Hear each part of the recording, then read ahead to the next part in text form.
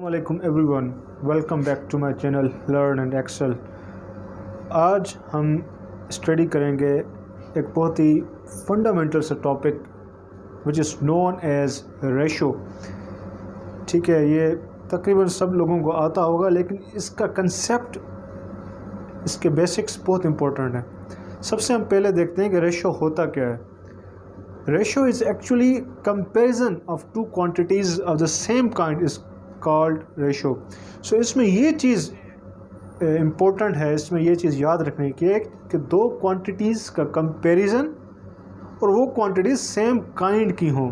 मुख्तलिफ काइंड की क्वांटिटीज़ का कंपैरिजन को रेशो नहीं कहते। We don't call it a ratio.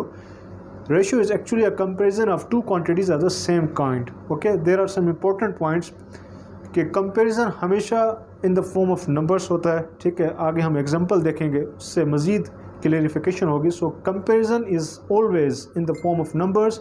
और नोटेशन, इसको डिनोट किससे करते हैं, रेशो को रिप्रेजेंट किससे करते हैं। जिस तरह हर चीज़ का एक रिप्रेजेंटेशन है, नोटेशन है, डिनोट करते हैं। सो इसको हम डिनोट करते हैं, a ratio is represented by a fraction, या तो फ्रैक्शन से, और by the symbol this two dots. ये डॉट और ये dot, this both are different because ये डॉट इंग्लिश में इसको कहते हैं कोलन, और मैथमेटिक्स की ज़ुबान में इस डॉट, इन डॉट्स को कहते हैं ratio. Okay, so this is the representation, this is the notation of ratio. Example हम ले लेते हैं कि किस तरह हम रेशो बनाते हैं किसी भी दो चीज़ों का। If the cost of two toffees is ₹2 and ₹3, then their ratio will be 2/3, जो कि फ्रैक्शन की फॉर्म में है। जिस तरह हम पढ़ के हैं कि comparison is always in the form of a ratio is represented bye fraction, या तो उसको फ्रैक्शन से रिप्रेजेंट करते हैं या उसको रेशो की फॉर्म में रिप्रेजेंट करते हैं। You can see this two dots clearly. So this is you can say a form of ratio और अ फ्रैक्शन। ठीक है, सो ये एग्जांपल है। और हम इसको रीड कैसे करते हैं, इसको हम रीड करते हैं ratio of 2:3। Ratio of 2:3। Ratio more than two quantities का भी होता है, जिस तरह A ratio B ratio C. So आगे हम चलते हैं, कुछ और इम्पोर्टेंट पॉइंट्स देखते हैं और कुछ एग्जांपल्स देखते हैं ताकि रेशो हमें मज़ीद क्लियर हो, क्योंकि ये बहुत इंपॉर्टेंट टॉपिक है। तकरीबन हर एग्ज़ाम में, हर टेस्ट में ये आता है। कुछ मज़ीद इम्पोर्टेंट पॉइंट्स देख लेते हैं रेशो से रिलेटेड।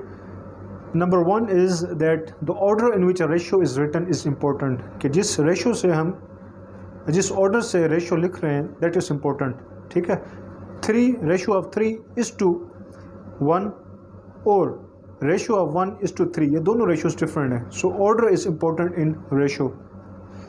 नंबर 2 पॉइंट है, ratio has no units. Why is that so? Ratio को यूनिट क्यों नहीं होता? As we have defined it that it is a comparison of two quantities of the same kind. कोई भी quantities हो same kind की, तो ज़ाहिर सी बात है उसका जो भी यूनिट होगा वो कैंसिल आउट हो जाएगा। आपको पता है कि डिवीजन का ये बेसिक कानून है कि जो ऊपर सेम चीज़ होगी that will be cancelled out with the denominator. So ratio has no units because it is a comparison of the same kind of quantities. Example देख लेते हैं। How can we find the ratio between 3 kilometre and 21 metres? 3 kilometre और 21 metre का ratio निकालना है। Can we write it like that, 3/21 और ratio of 3:21? Can we write it like that? Absolutely not. क्यों? क्योंकि मैंने पहले बताया था कि ratio same kind of quantities का कंपैरिजन है। तो क्या किलोमीटर और मीटर सेम यूनिट्स हैं?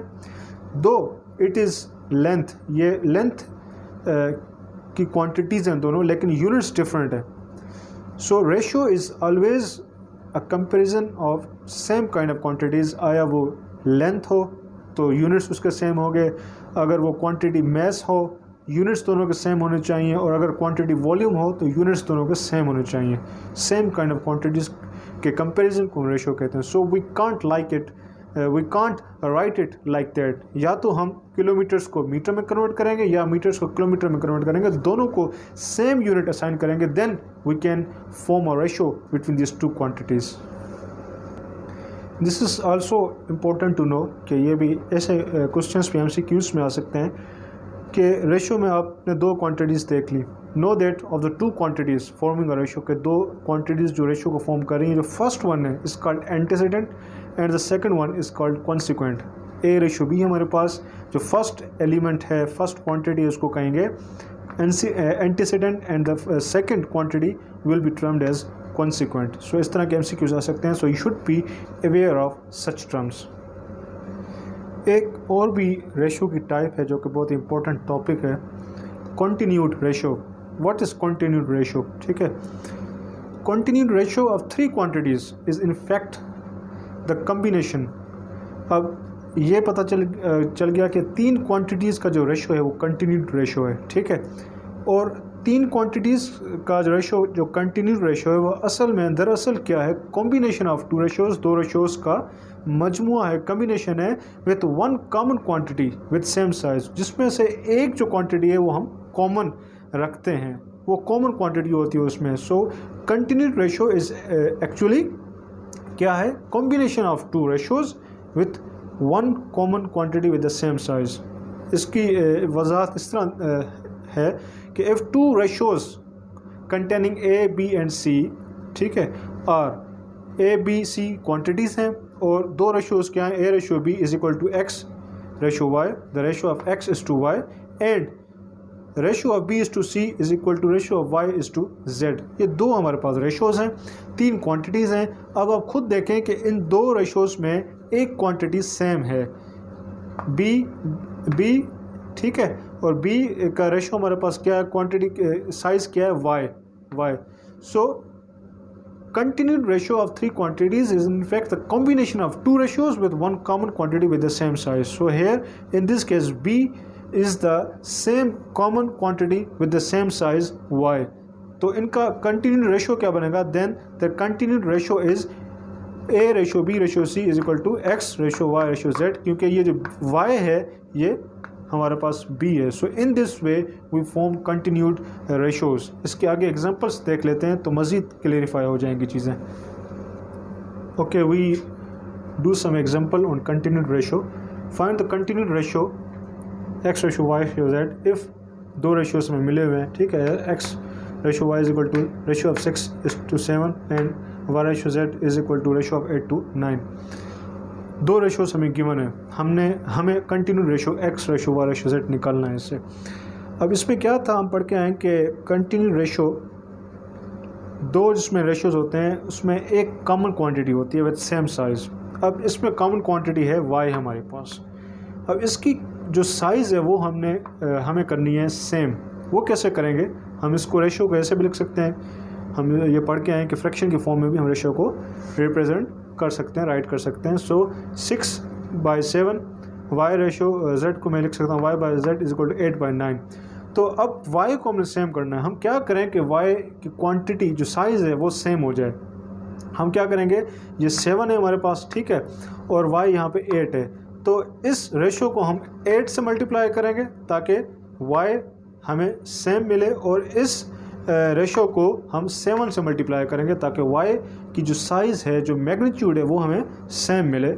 क्योंकि हमने दो रेशोस मिले हुए हैं, उसमें एक क्वांटिटी कॉमन करनी है विद सेम साइज़, तभी जाकर हम कंटिन्यूड रेशो फॉर्म कर पाएंगे. सो 6/8, 6 को मल्टीप्लाई करेंगे 8 के साथ. 8 क्यों हमने लिया, क्योंकि Y यहाँ पे 8 के बराबर है, ठीक है, एंड 7 क्योंकि दोनों को हम 8 से मल्टीप्लाई करेंगे. हमें कोई मैथमेटिक्स का रूल वायोलेट नहीं करना. दोनों को अगर सेम नंबर से मल्टीप्लाई करेंगे it won't make any effect. ठीक है, कोई इस पे फ़र्क नहीं पड़ेगा. It won't effect the both the nominators and the denominator. So 6 को 8 से मल्टीप्लाई करें 48 आएगा, एंड वी मल्टीप्लाई 7/8 56 आएगा. सिमिलरली हम 8 को मल्टीप्लाई करेंगे, ये जो क्वांटिटी हमें दी गई है Y की size 7, 8 multiply by 7 divide by 9 multiply by 7, so 56 divide by 63 हमारे पास आ जाएगा. सो यहाँ पे अगर आप देखें Y की साइज़ सेम हो गई 56. ठीक है, सो कंटिन्यूड रेशो में हमारे पास किस तरह बनेगा, X ratio Y ratio Z 48 Y, क्योंकि हमारे पास कॉमन है, सेम साइज़ है 56, हम एक ही दफ़ा उसको लिखेंगे, और Z हमारे पास 63 है. Hence in this way we can form a continued ratio. Now this is the second method to determine the continued ratio. दो मेथड्स मैं आपको बता देता हूँ, जो आपको ईजी लगे आप उसी मेथड को फॉलो करें। अब एक्स रेशो वाई हमारे पास क्या है 6 7, वाई जेड हमारे पास रेशो क्या है 8 9। अब आपने क्या करना है, ये एरोज शो कर रहे हैं कि ये दो नंबर आपस में मल्टीप्लाई होंगे 7 मल्टीप्लाई बाय 8, और ये दो नंबर्स आपस में मल्टीप्लाई होंगे 7 multiplied by 9, and these two numbers will multiply to get 48। 6 multiply by 8 48। So hence X ratio Y ratio Z हमारे पास क्या आ जाएगा 48 रेशो 56 रेशो 63, जो कि पहले वाले मेथड से भी हमें सिमिलर रिजल्ट आए थे। सो ये आपने पैटर्न नहीं भूलना कि इस तरह आपने रेशो रखने, एक्स रेशो वाई फिर वाई रेशो जेड, वाई दोनों आपस में मल्टीप्लाई होंगे, ठीक है, और ये वाला जो वाई रेशो जेड का वाई है वो मल्टीप्लाई होगा एक्स से, और जो वाई रेशो जेड है, ठीक है, वो वाई जेड के साथ मल्टीप्लाई होगा। So in this way we will form a continued ratio. Okay, इस लास्ट एग्जांपल को देख लेते हैं, होपफुली कि इसके बाद जो भी डाउट्स होंगे वो मज़ीद क्लियरिफाई हो जाएंगे। Find X ratio Y ratio Z if X ratio Y is equal to ratio of 3:5 and X ratio Z is equal to the ratio of 4:9।